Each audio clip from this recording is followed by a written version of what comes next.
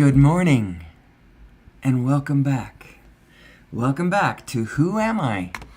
Who am I? My own little invention over here in my little corner of the woods, where I'm going to spend approximately the next hour or so musing, pondering, ruminating upon the nature of reality. Because it's not as well understood as we might imagine. And there's plenty of room to get in there and do some enlightening.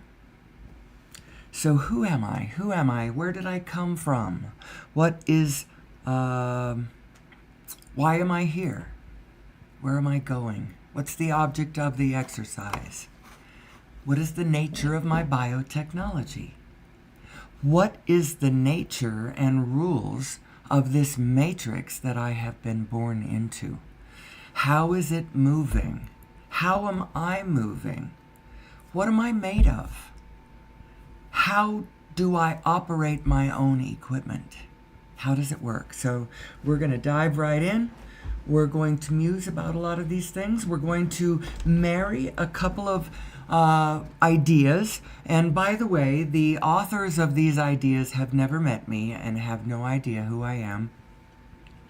I'm going to be talking about, I'm marrying law of attraction and unified physics and some Jungian psychology thrown in there, as well as, it's absolutely my own perspective. But we're going to muse and ponder about this for about the next hour. It is my belief that if mankind had a better general view of who we were from a positive perspective, that we could organize ourselves more effectively, more beneficially, more fairly, more abundantly. There's all kinds of ways that humanity could do what we do best or better if we understood who we were and how the whole thing works. Now, I know a lot of people have an inherent resistance to law of attraction because in their perspective, it does not seem to them that everyone does have control over their own experience. Especially if you only believe that we are here for one brief life and then all the rest of our existence is spent in the spirit realm.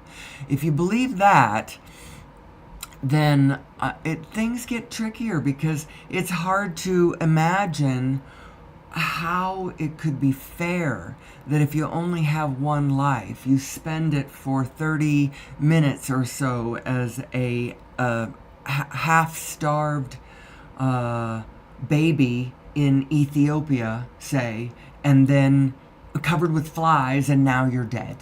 Is that fair? And that's your only life? If you believe we're all in this together and we're all churning life together, and you come into a physical body if you want to. I came into this physical body, I believe, because I wanted to. And I think that that's what all life does. It wants to live. It wants to be. And when we die, I think what happens is we realize how connected we really are.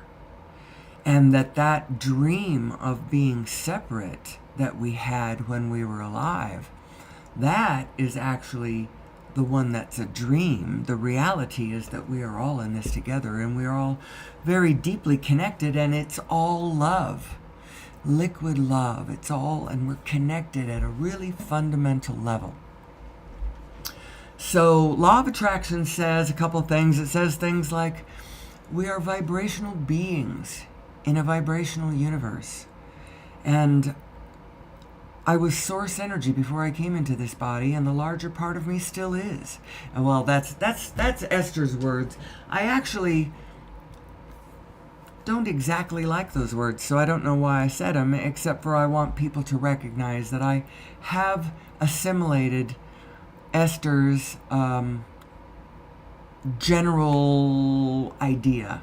I know what she's saying. We are two beings. And one of them is purely vibrational. She calls it, and I like this verbiage, the inner being. It's your inner being. You have an inner being. You are two spinning points of attraction, actually. Discs of attraction, sometimes she calls them. Vortices of attraction. The vortex. Get into the vortex, where your inner being is tending to all of the things that you have been choosing your whole physical experience. This is what I like. This is what I want. This is what I love. This is what I choose. Now, you may not be turned and pointed in the direction of what you have chosen. You might be all gobbed up in noticing things you don't like. And this is where I get off when I start interacting with people. If they are thinking, so I don't know very many people who can see the big picture and talk about big things and still be talking about what they like. Because usually, by the time you get to that point, you're talking about the destruction of the planet, or you're talking about sixth mass extinction, or global climate change, or wars going on between, around the world, or usually the big things that we talk about. Actually, I don't know if that's true, but that's what I would like to talk about. I would like to talk big things from a positive perspective, because in actual fact, when I assimilated the work of Abraham, I found it very, very good news, very heartening news to know that all beings, all of us, have an inner being that is guiding our steps. And so even my enemies, have an inner being that's trying to reach them, trying to get them to go in the direction of what would serve us all. Now, I found that very, very good news, because so what is my pure positive perspective? Well, I don't actually. There's a problem when I start that way. It's not that we're just going to talk about who we are and what we're made of and what the nature of the universe is. And then when we've got a clear understanding from that direction, now you turn and look at what physical reality looks like it's handing you. And then you go, oh, this is way different. This is way different than what I thought the project was. And all of the problems that we have and all of the avenues to fix those, I'm air quoting the word problems, that we have now, become quite a bit more illuminated. You're like, oh, if that's what we are, and that's what the field is, and that's what this matrix is that we are all a part of, that's what it is and how it functions, and this is my biotechnology and my biotechnological design and how I function. And so the object of the exercise, it's to align my two selves so that I can align my bigger two selves. So you have two selves, your inner being inside of you, and then your physical being that you are, and then you're actually another being. You are the super being that we all are, humanity.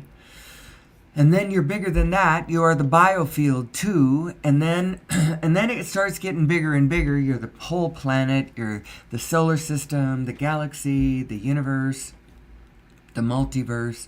As you line up from the inside out, then you start being more in cohesive alignment with the field around you, without bumping and scraping and all of that. By the way, who am I? Who is the host of the show? Who am I? Well, for the purposes of the show, I go by the name Amelie Starchild, which of course is not my name, but I have felt that my actual identity is not important. It's the ideas that are important, and I want us all to get these ideas so that we can be more peaceful and loving and kind to one another. I only want us to love one another, and I really do not like it when we don't get along. I want to spend my life hugging the people that I care about and not getting into quarrels with them or whatever, on large or small levels. That's including my family as well as the rest of mankind. Lord knows I do not want us to get into any kind of global warfare kind of conflict. It would be so stupid. At this point, we're not nearly separated enough for it to make any sense. I imagine that there are vital parts that only the Chinese make, that go into our computers, and they've been making our computers for the longest time. If we ever declare war on them, they probably just push a little button and all of our computers just tell them everything that they know. Who knows? It's not safe. It never was, but it's definitely not safe now. World war is really not an option. And people should not foolishly think that it is an option. What really we should be doing is understanding who we are. And then the implications are, first of all, clean, free energy.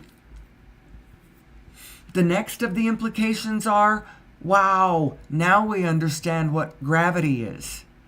And all of our systems that, like our rocketry, for instance, which is built on trying to overcome gravity directly by blasting holes through our atmosphere using these thrusting, phallic symbols, burning fossil fuels. It's ridiculous, actually, and what it shows is a deep misunderstanding of the nature of the biofield and the matrix and zero-point energy and consciousness and the feedback system and the almighty everything and who we are. It actually just shows absolutely that we don't know who we are.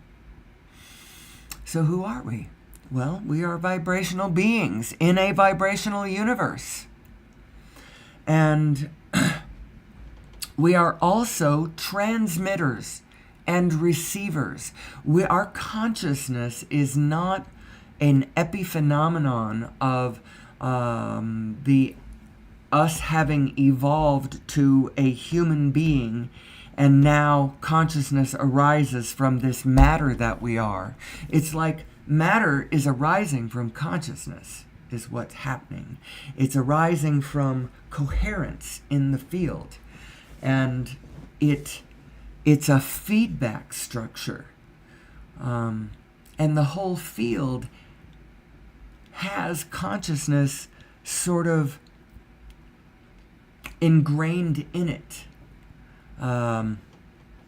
We're going to discover that as we study artificial intelligence and as we study how it loops back what we feed into it.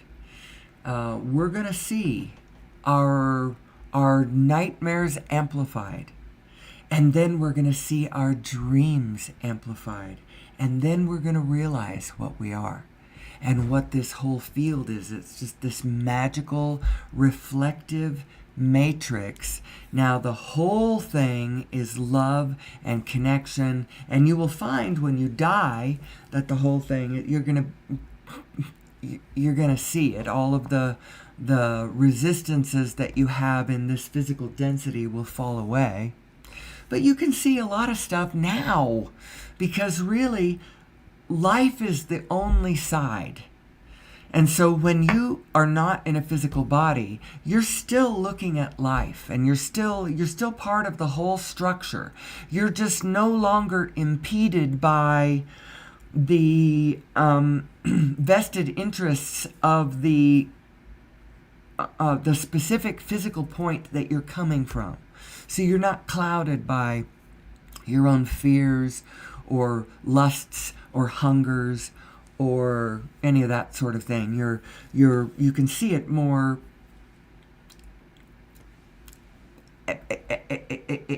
equanimically. Equal. It's even. You see it more evenly. You're like, oh, that's what it is. That's what I'm looking at. That's what the structure means. So, neither Esther Hicks nor Nassim Haramein have ever met me.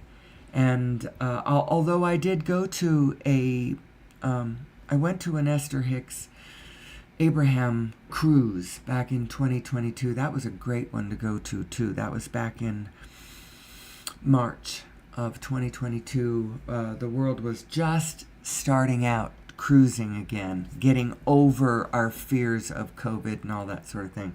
So it was pretty lightly, it was only about 1,000 of us.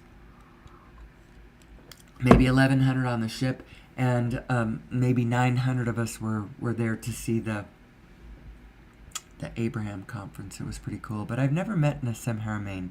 And so neither one of these people have officially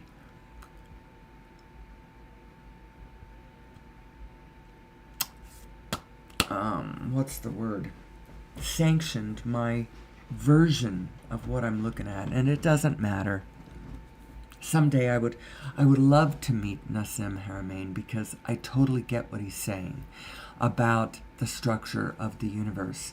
But then I add a lot of stuff in on my own afterwards.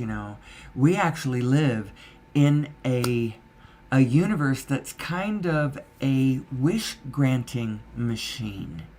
If we would but understand how it works and work with it. If we would work with it, there is no limit to what we could co-create with this wonderful, marvelous, beautiful, abundant biofield that we are blessed with here on planet Earth. But we got to get over ourselves, and we have to understand our own responsibility every step of the way. And every individual needs to understand their own responsibility.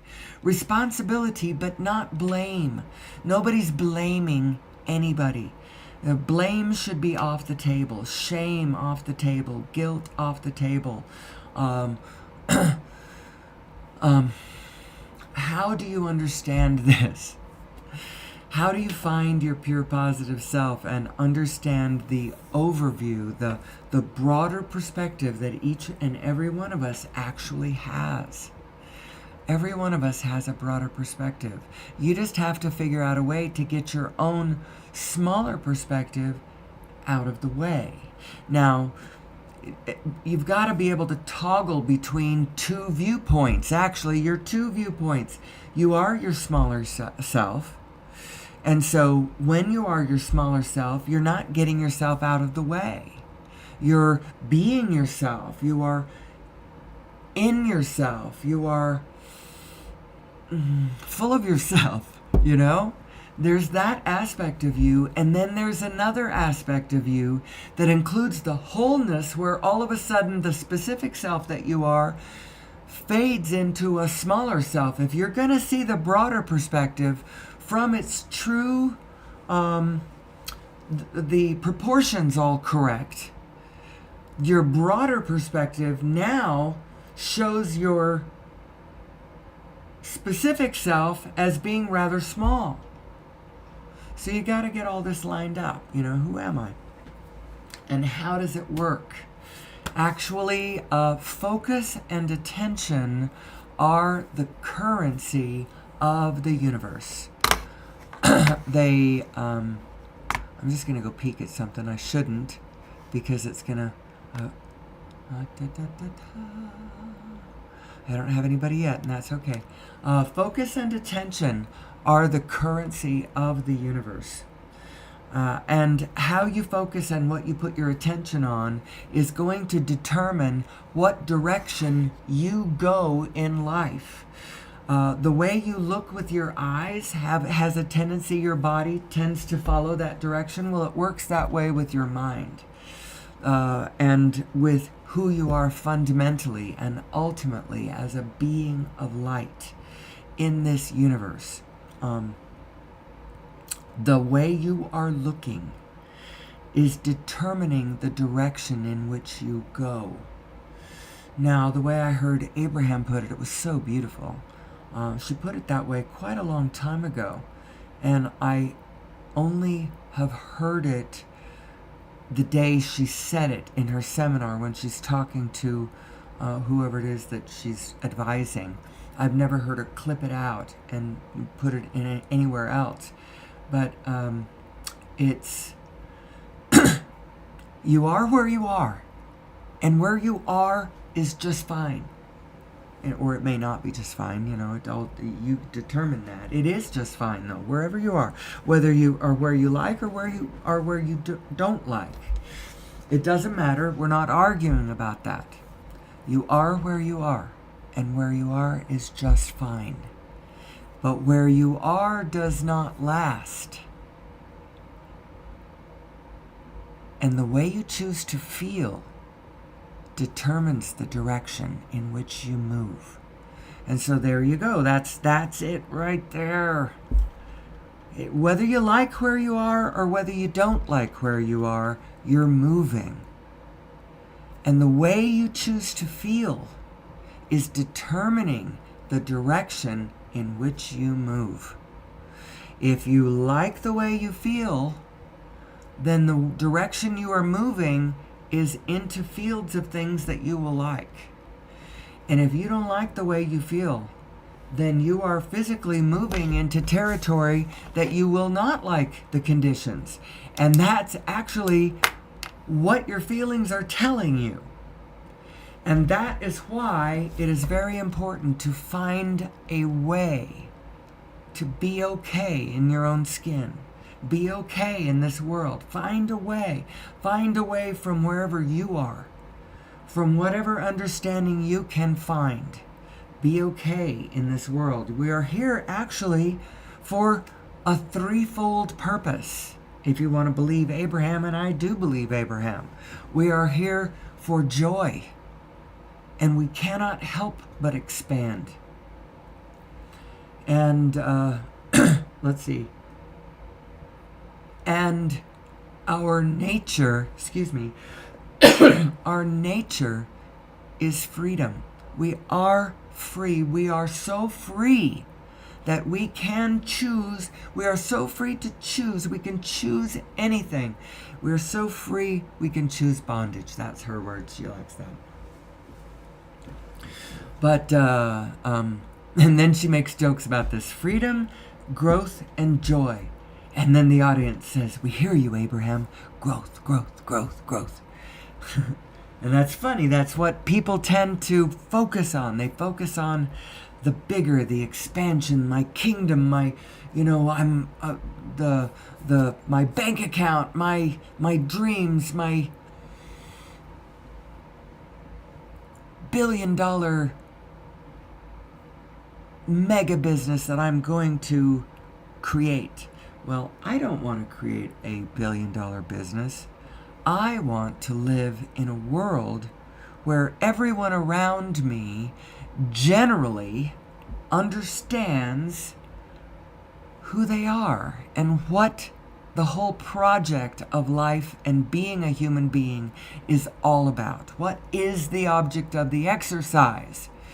Well, to paraphrase a little bit, to take a little bit of the spirit of the idea from Abraham, I believe that the object of the exercise is joyful sustainability for all of us, each to whatever role they want to play. And actually, you already can do that. Just don't focus conditionally as you find your way. Focus inside. Focus from the inside, looking outwards. So you're still looking at the outside world, but you're looking at it from the inside out instead of focusing on the outside. And then, I don't know, you've got to know that you are two beings. And when you go anywhere without your inner one, it feels bad. You just got to know that. You are two selves. You are two minds.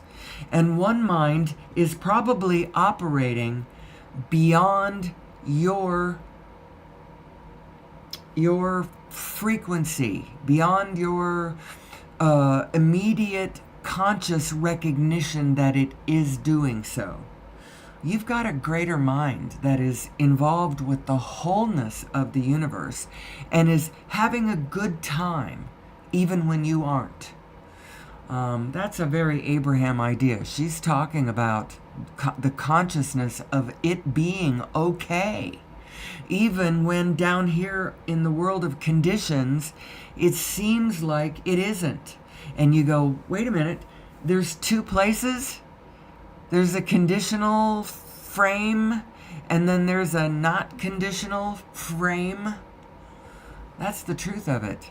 There is a not conditional frame in your own consciousness where all the conditions also fit in too, by the way.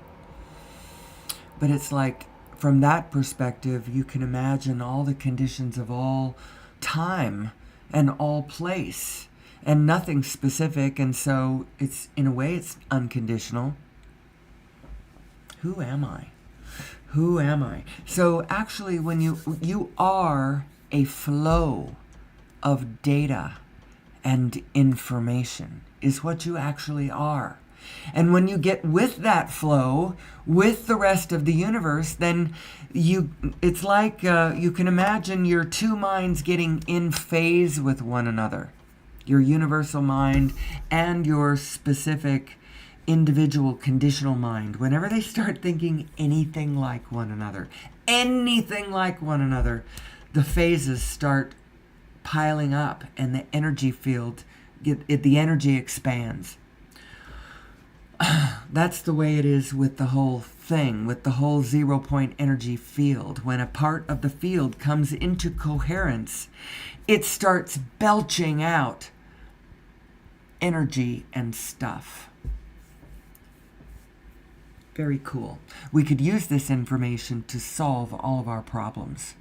We could solve every single one of our problems. We have the technology, the specific technology to do any of the things we need to do.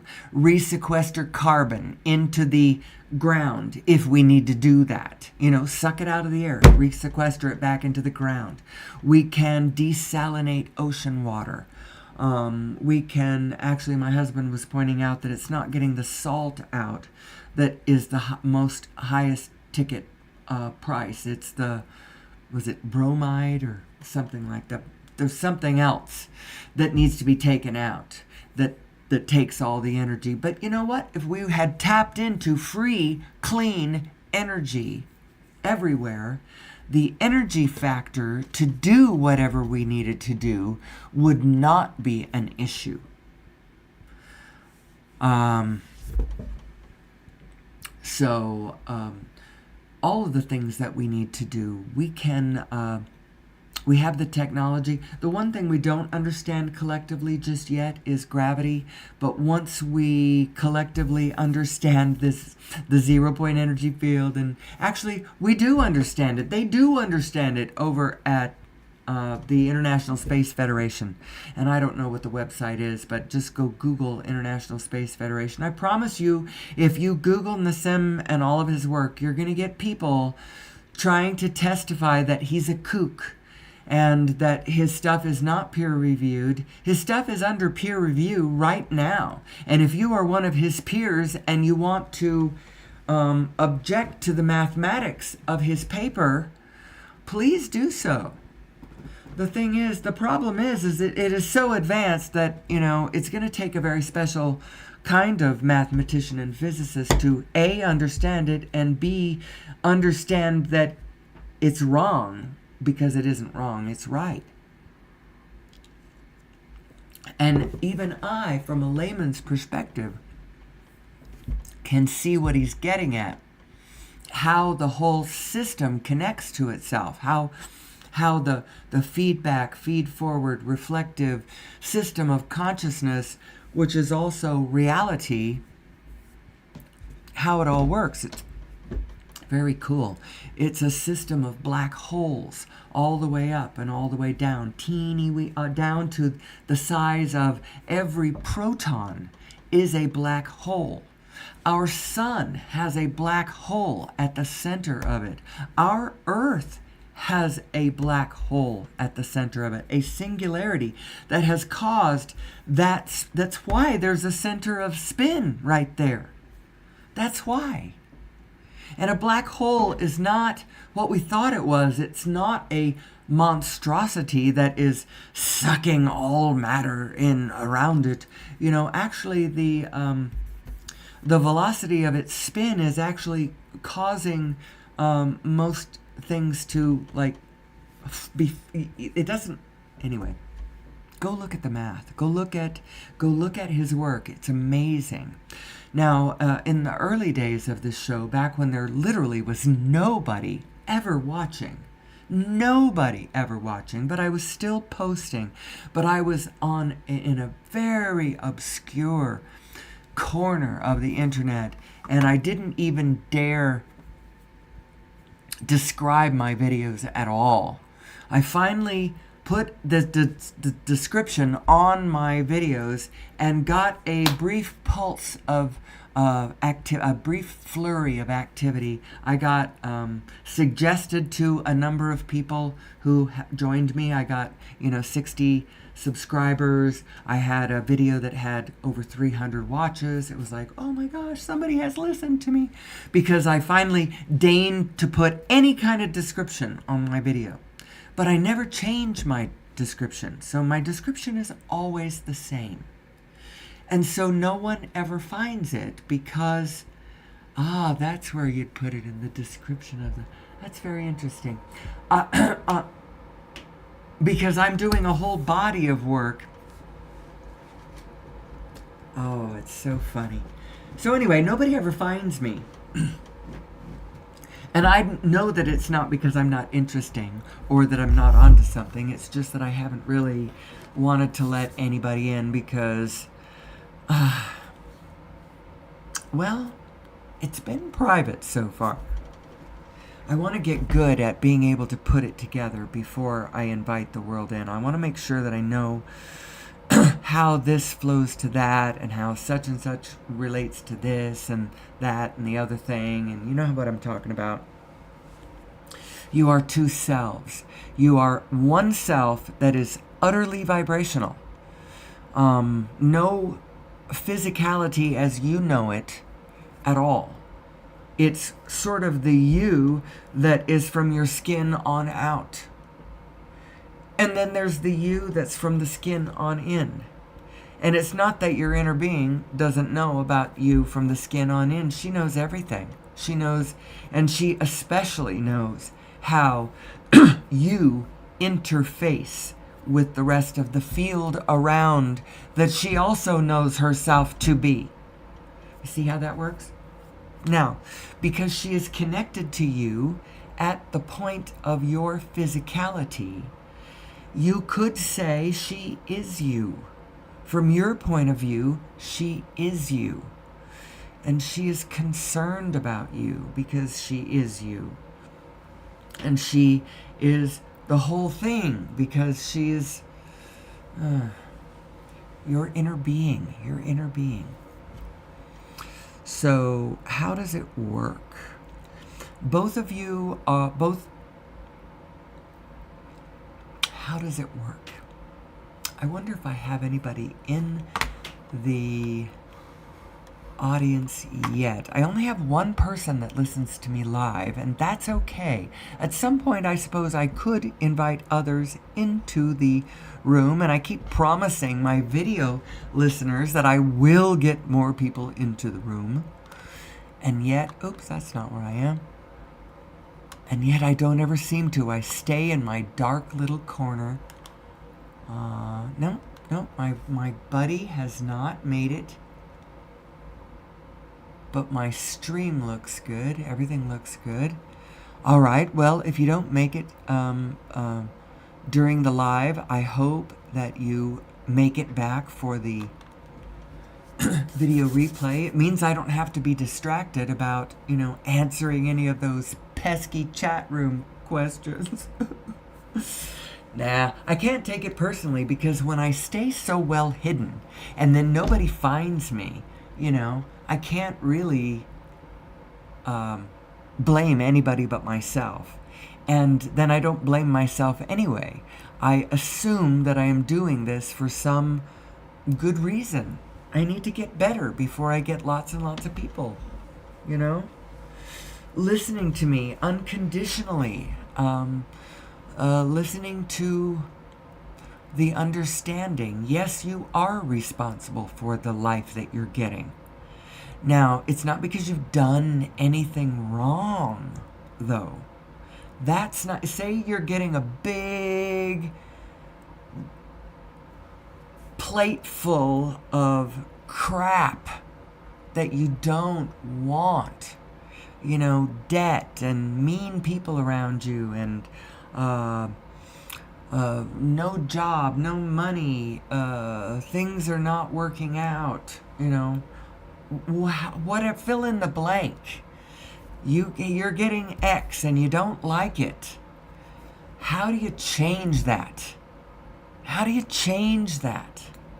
Well, the first thing you really need to do is find a way to accept responsibility for your life without any blame. How do you do that? How do you recognize that you are responsible for your life without feeling like you have to blame yourself for your life? Your life's wonderful. First of all, you are where you are. You are where you are, and where you are is just fine. Even if you have debt, even if you don't have the love of your life or the job of your dreams, you learn how to focus. Learn who you are. Learn who we are. What the field is, how to work with it, what you put out is what you get back. It's just a fundamental law of the universe. And the live show is still going to hear me do this, but I have to cough. Sorry I had to do that to you.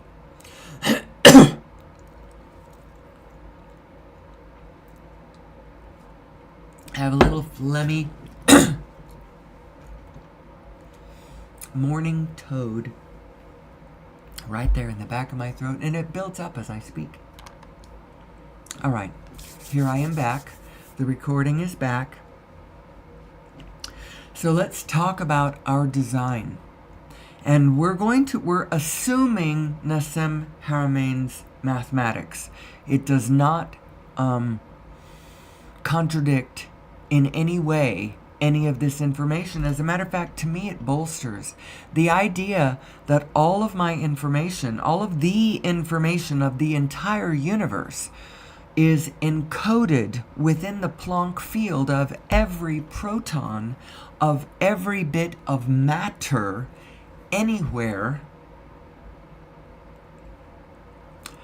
To me, only bolsters the idea that my inner being is privy to all the information of the universe. My inner being, of course, this is how my inner being knows who I am, where what I want is, how the leaves are falling, how my blood is flowing, how your blood is flowing, how the wind is blowing, how the stars are spinning. And how does she know all of that? Because all of the information of all the physical universe is encoded in the Planck field of all the physicality, which is what you would call a proton. A proton is a little vortex of physicality.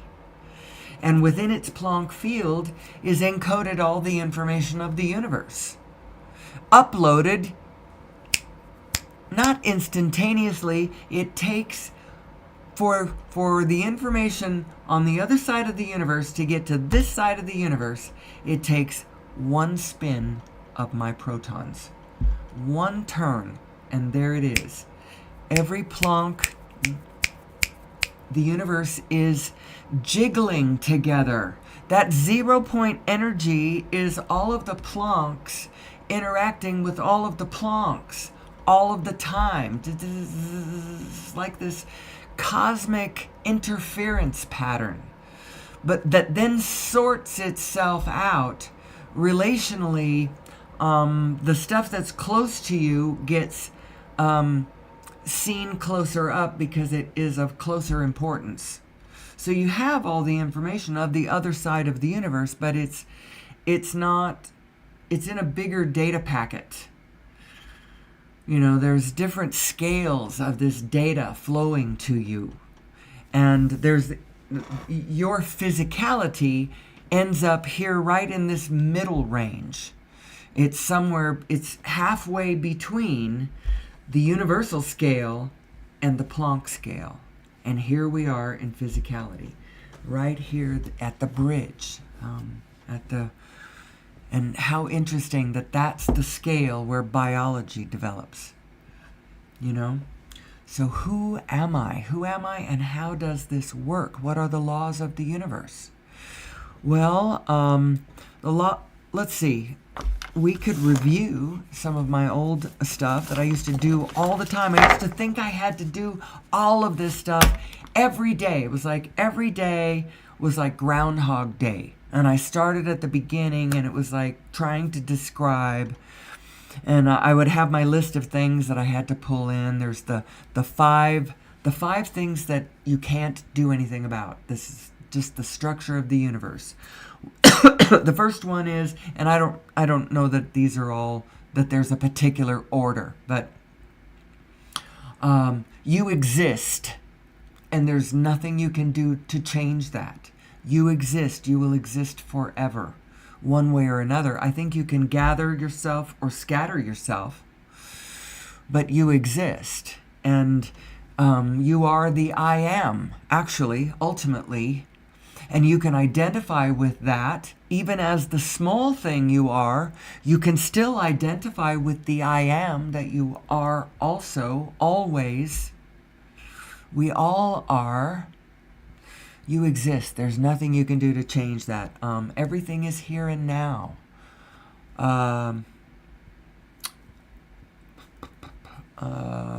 These are Bashar things. I don't want to have to go find this. What you put out is what you get back. That's the only thing that's the only one that you have that there's any action for you in. The rest is all just describing the nature of the universe. Everything is here and now. There's nothing you can do to change that. And I haven't thought about these for a while, so forgive me.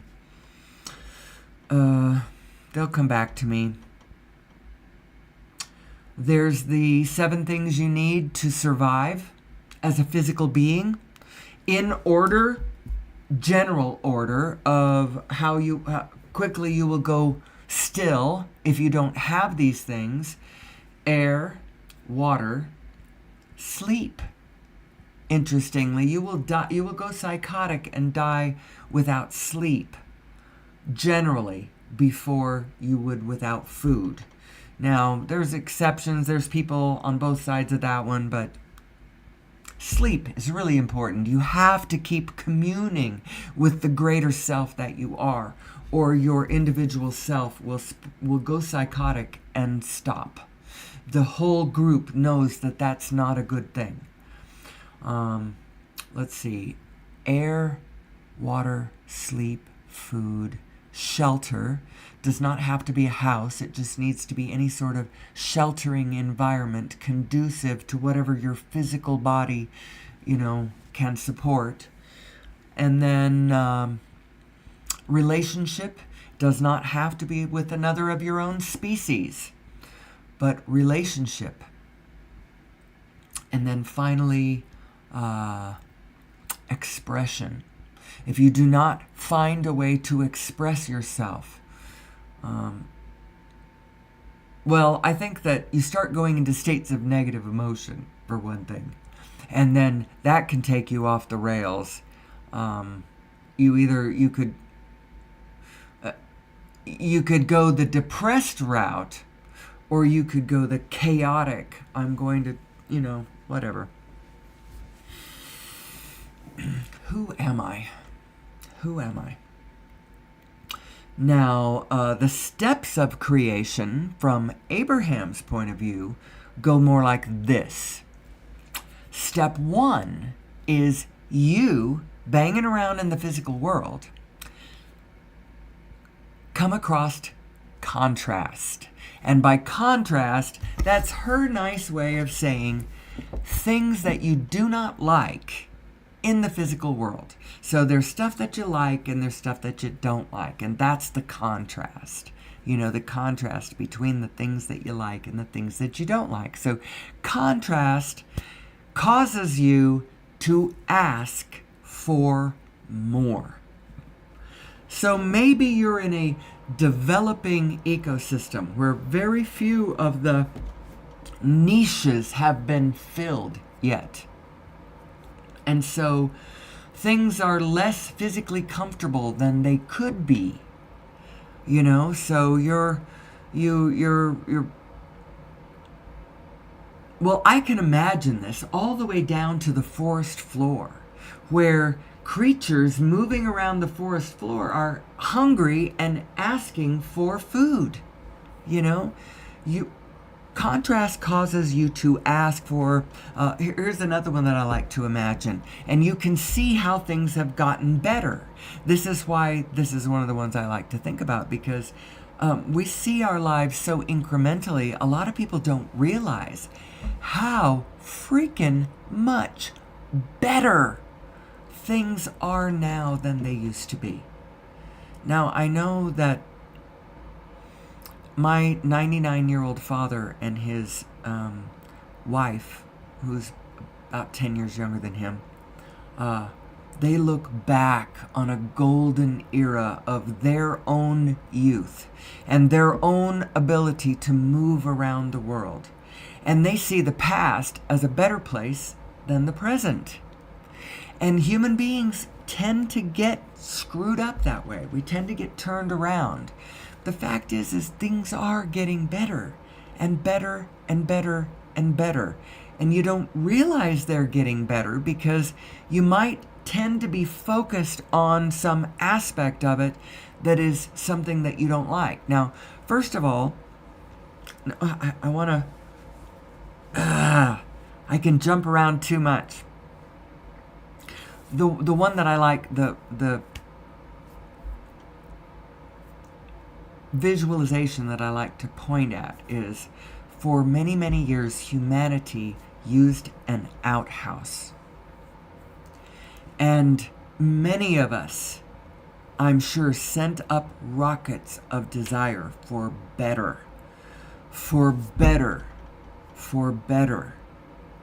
Those outhouses were freaking cold in the winter, stinky and horrible in the summer, and full of black widow spiders, by the way. Did you know that that is where the black widow spiders got us most often, is when we used the outhouse?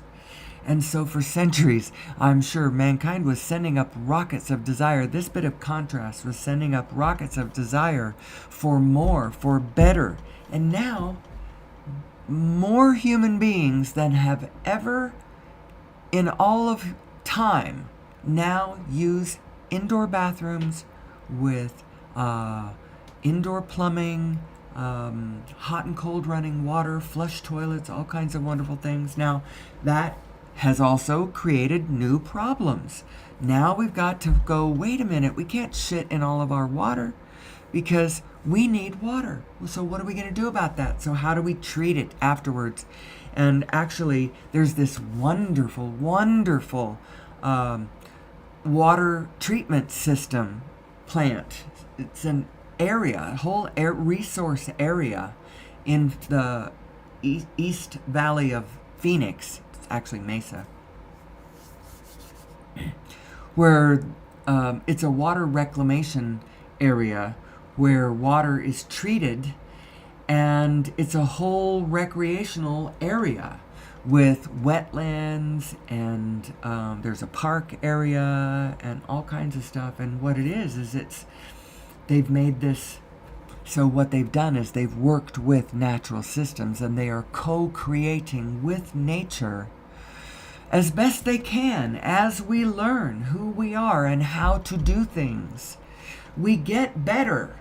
We all want better. We all want more. So I never finished the steps of creation from Abraham's point of view. Step 1, contrast causes you to ask.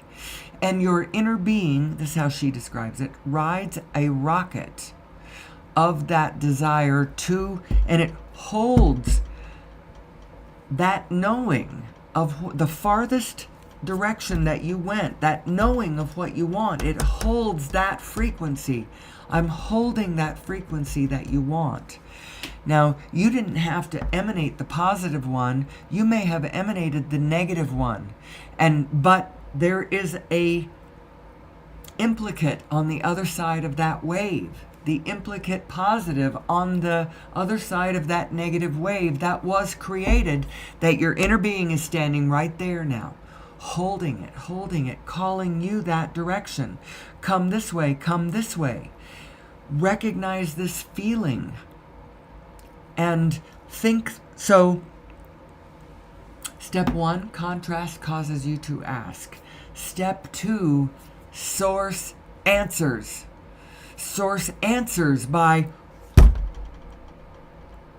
holding the positive frequency and holding it and holding it and holding it. And now it is like a beacon guiding you to better thoughts, guiding you to impulses that would lead you down pathways that you would find delightful and fun and joyful and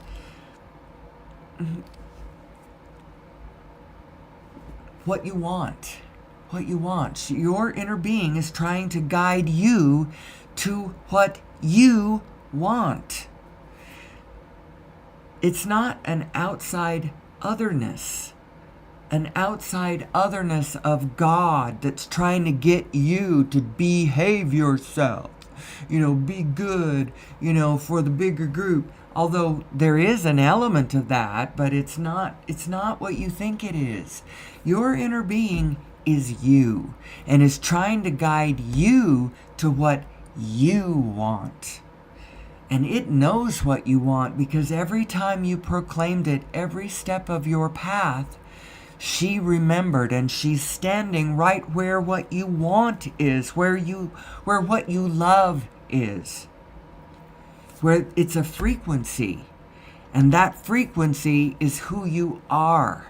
And so when you in your physical mind think thoughts that are in phase with that frequency, you get a boost. You go like, oh, that feels really good. And it feels good because it's in alignment with who you are. And when you think small, mean, petty, angry, bitter, blameful, shameful, guilty, any of those thoughts, think any of those thoughts about yourself or anyone else,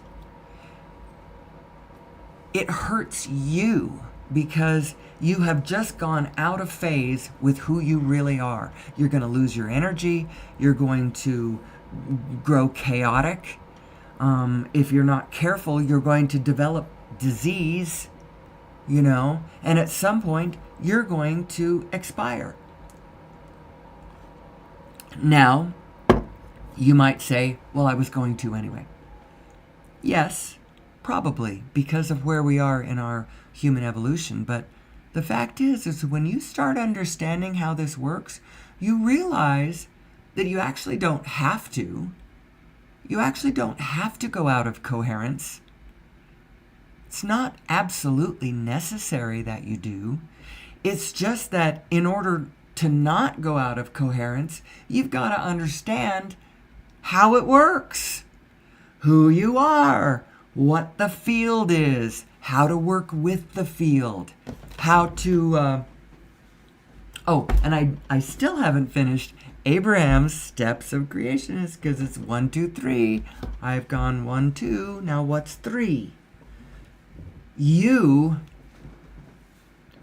physical self now has to get into alignment with what your source self just answered.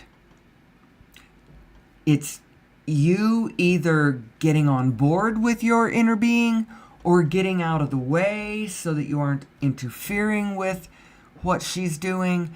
Step 1, life causes you to ask for more. Holocaust and World War II, or World War, let's just say World War, because I don't like to say World War I and World War II. You start putting the ordinals on it, and the foolish start thinking World War III, World War IV, World War X. We aren't going to survive if there is such a thing as World War III. Let's just know that right there. If we go all the way to World War III, then consciousness is just going to have to figure it out on another planet or on another century or something, because humanity is not going to make it if we go World War III. I think of the World War as being only one that we were re-invited back to by Hitler and his circle of friends who were not done with World War I. They were bitter and aggrieved, and they wanted to see that through. They thought Germanness would win because they were the master race, and they were better than everybody else, and so of course they would win. No matter what they did, everything they did was better than what anybody else did because they were the master race. Well, of course they were wrong, and so anyway, but that was just one war, parts 1 and 2.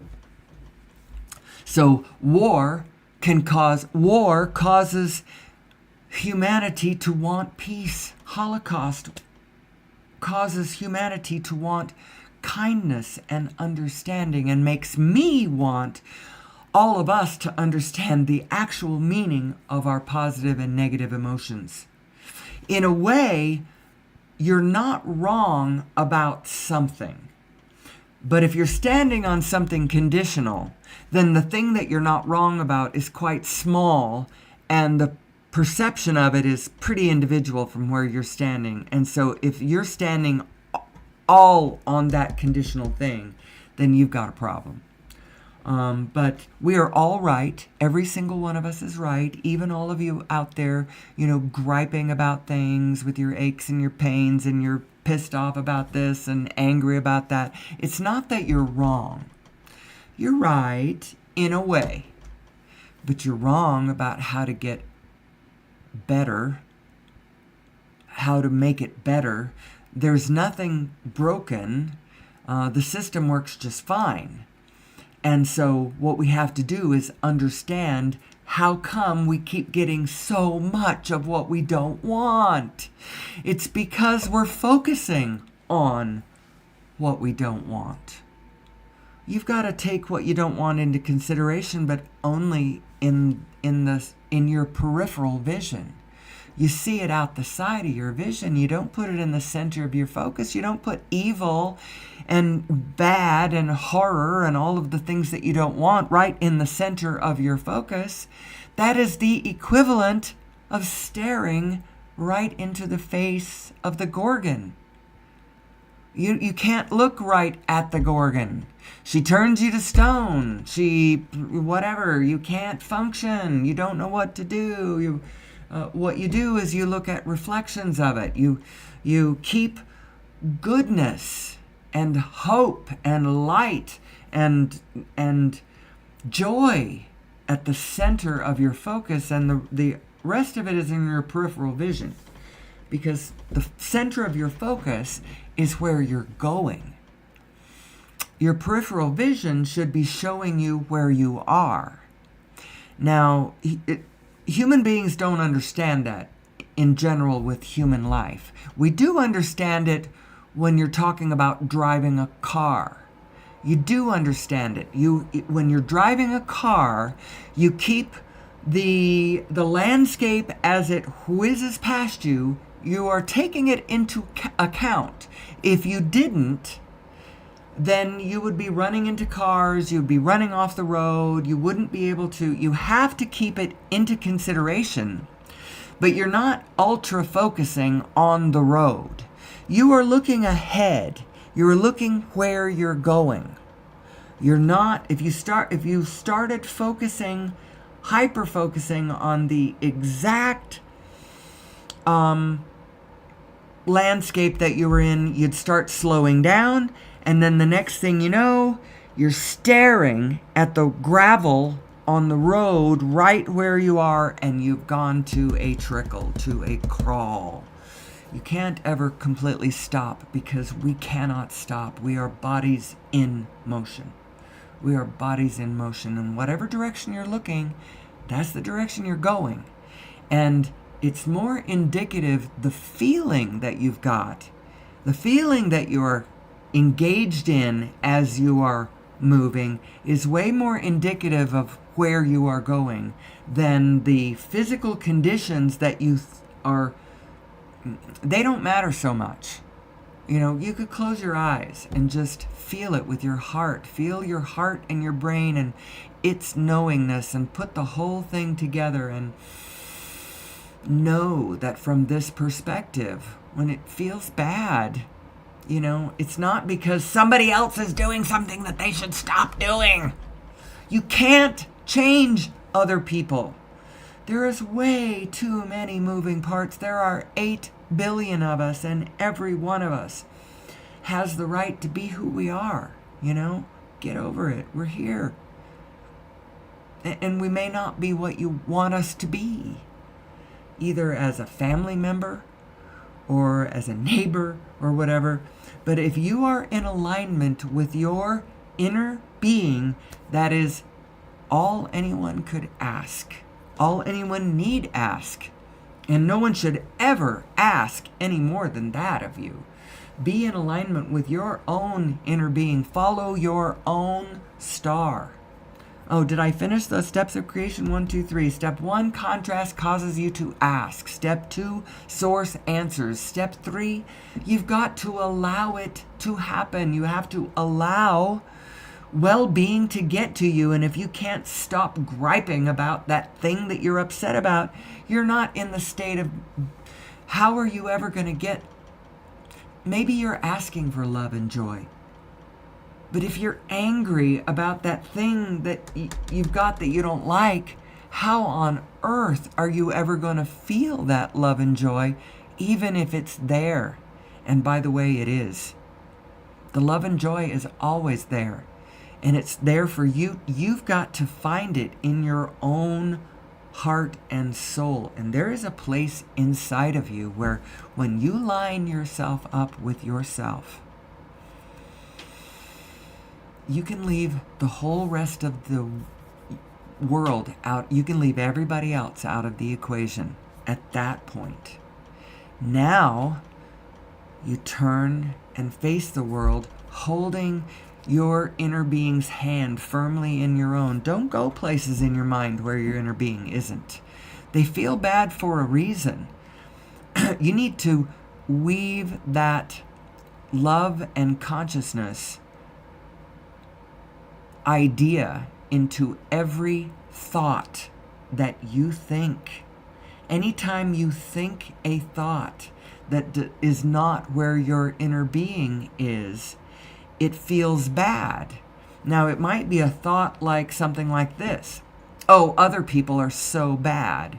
Look at those people, how bad they are, how ornery they are, what they are doing, and they should do something different. That might be you sitting there thinking that. Your inner being is not thinking that. Your inner being knows damn well why they are doing what they are doing. They are doing it because the object of the exercise, people, is we need to know who we are. We need to know who we are. And so, doing it wrong, louder and louder, in a way, is going to help us. It doesn't seem like it, but it's going to. we're going to understand at some point why we keep getting what we're getting. Because when I look at you doing what you shouldn't be doing, and that's where I'm focused, and that's how I feel, then somehow in this mysterious way I start walking into that universe where that vibration is what's going down. The universe is way bigger than you think it is, for one thing. I live in a universe of my very own. Did you know that? And you live in a universe of your very own.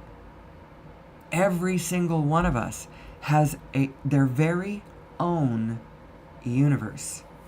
And then the collective universe is the one that includes all of our universes, and we are all in this together. And so we are connected. I'm not saying my universe is not connected to yours, but I have absolutely different parents than anybody else had. Even than my full siblings, I had absolutely different parents than they had. Completely different experiences than they had. My whole, and we're all like that. So we all kind of need to blow the whole thing up way bigger than we're doing, and quit trying to impose anything on anybody else. The only thing, I'm not trying to impose this on anybody, I'm just trying to share this with people. Understanding, who are we? Who are we, and how do we get more of what we want and less of what we don't want? Learn how to focus, people. Learn how you're feeling is determining the direction that you're moving. And so there isn't anything more important than you getting a grip on your own emotional self. Get an understanding of your own emotional guidance system. And then collectively, as humanity, we need to understand 0-point energy. We need to get back onto true scientific discovery that doesn't just play into the narrative we've got going on right now, the status quo narrative that holds what we've got in place. We need to understand the connected universe, who we really are, how what we put out is what we get back. Because it's completely reflective. And so if you're playing the game as a win-lose, then it's playing like a win-lose. And there are losers all around and winners all around, winners and losers. And you think, oh my gosh, this is so correct. It's a win-lose game. But no, it's a malleable universe. It's a very reflective, what you put into the system is what the system's going to belch back to you. Although there is a wholeness truth. It has to do with the Planck field and the nature of consciousness and the nature of the vibrational universe, and your two vibrational minds, your source mind and your physical mind, the one in your physical brain. I see that I am way over an hour, which means I need to stop. But I've had a good show. Let me see whether Indigo ever made it to the space. If you did, I have one viewer, and she has been here for 8 minutes. I had a really good show. So I would advise, come back and listen to the replay because I need to get off the air now. I've got to go take a shower, and I have got to go bowling. You were in the room in spirit, I promise you. You were the consciousness that I held to as relevance, knowing that I was not just sitting in an empty room talking to myself like a crazy person.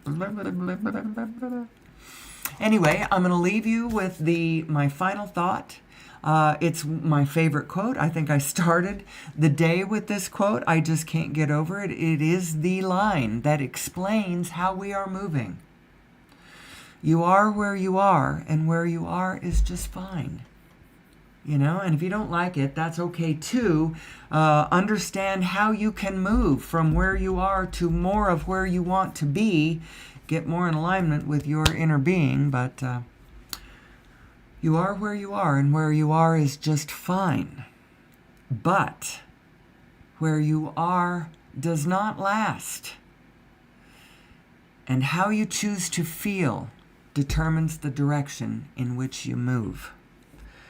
And so it's all about the direction that you're moving. Which direction are we moving? Are we moving in the direction of healing the planet and understanding, what our problems actually are, and solving all of our big systems problems from a holistic, accurate biotechnological stance? Are we creating abundance, or are we recreating scarcity? Which direction are we looking, and who are we? Who am I? I'll be back tomorrow, and I hope that you can join me as well. It'll be about the same time. I try to hit the air right around 6 a.m. Mountain Standard Time. I think that's where I am. So if you want to join me, just check for me right then. And otherwise, you can catch me on the replay. I will also post this to my videos. Someday you will be able to also catch me as a podcast when I feel like I'm a little slicker, a little more ready to hit the public airwaves, really with people in the room. I have been on the airwaves for well over a year now, but I was on a very obscure channel for a very long time, and I'm still a pretty specialized channel. I'm in for quality audience right now, not quantity. So until tomorrow, when I hope you will join me, you and many others, I wish you well, I bid you peace, and as always, although it couldn't be otherwise, may the source be with you.